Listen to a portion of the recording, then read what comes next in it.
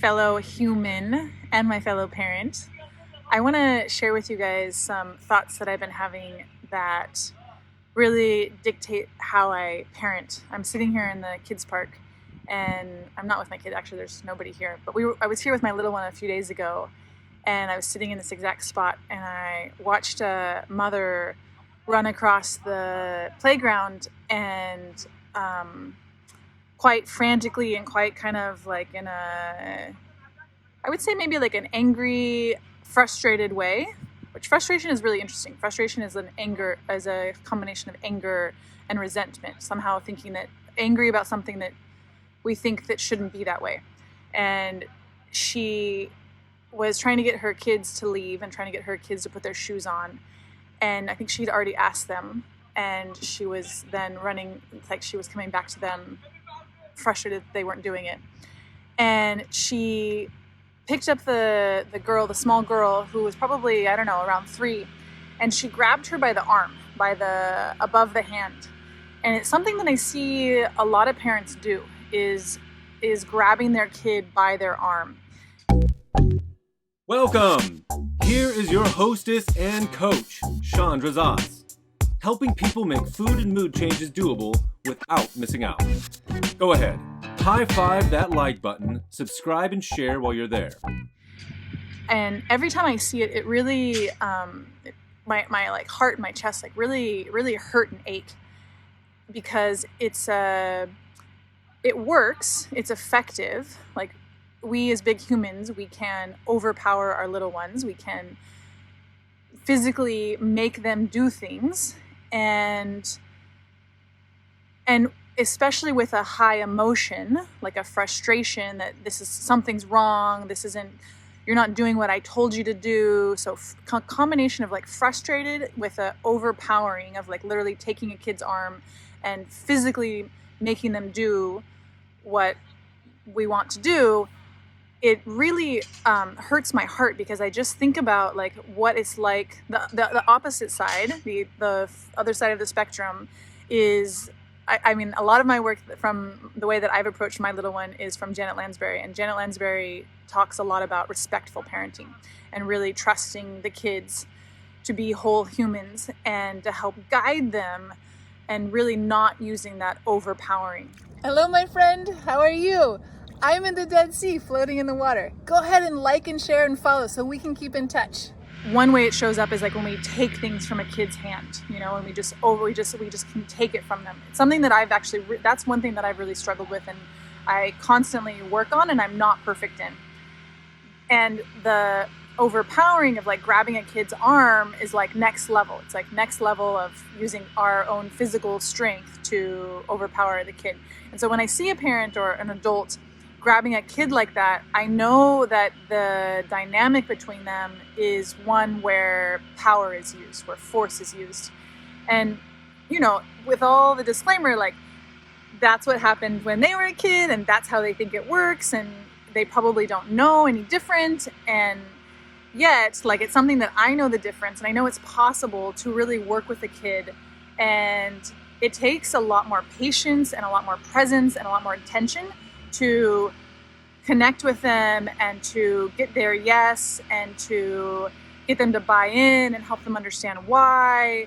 It takes a lot more presence is really what it takes, and patience, because, especially when kids are 2, 3, 4, like no is their default. They're like, I'm not a little baby anymore. You can't just like make me do whatever. I know that I'm a little human, and I have some power. I can scream, I can throw a tantrum. And so to approach that and to be with kids in this way, where we're not overpowering them, where we're really asking for their hand and getting their permission and getting their yes, and communicating with them to understand why, what are the goals, where are we going next. We'll help them through the transition.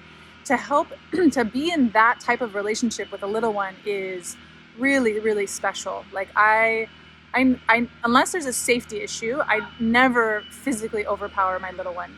And I see the benefit that's happening in our relationship, the connection and the trust, and for me, one of my biggest motivators is I really want to create a relationship with my little one where we're really friends for life. And I really believe that it starts happening now. It starts happening at this age when I create the foundation for having that type of friendship together, for having that type of trust and relationship that I respect her. I respect her no. I respect what she wants. And I help her understand why. Sometimes she always doesn't get what she wants, but I help her understand why and what the reasons are and how the world works and how the rules are, and really from a respectful place. And, honestly, the biggest investment is in presence and patience, to get down on her level, to sit on the ground, to help her understand why, to offer her a hand and give her that minute or two to make her decision, to help her understand this is why we're putting on the shoes now, this is why we're leaving the park, instead of overpowering her and grabbing her arm and forcing her to do what she's not said yes to, what she's not ready for. I find oftentimes just waiting that 1 minute, if I just will sit with her and wait with that 1 minute, she'll often come around and say, okay, let's go. She'll get it. But most of us don't trust, or we don't think the kids will come along for the ride or that they'll agree. And so it's easy to overpower our kids. It's easy to grab their arm. But is it the relationship that we want to build? I mean, I also don't like, one of the ways that I work with my parents in coaching and my clients, my parent-client coaching people, is not overpowering themselves, and what is overpowering? It's using willpower, it's using discipline, it's maybe not discipline, restriction, deprivation. It's using this overpowering force. And when we make food changes, it doesn't last to use willpower or use force with ourselves.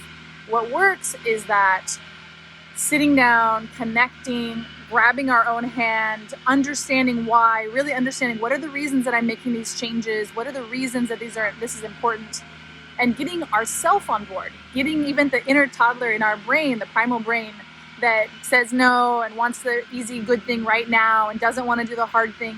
But there's a way that we can get our own inner child on board also, without using force, without overpowering ourselves.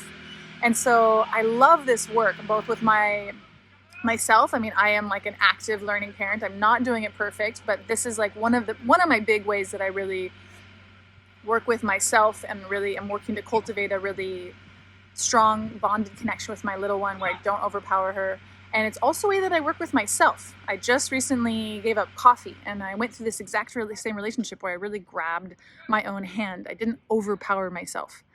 And so I want to just offer that there's another way than grabbing a kid's arm or grabbing even our own self and using that force and using that willpower.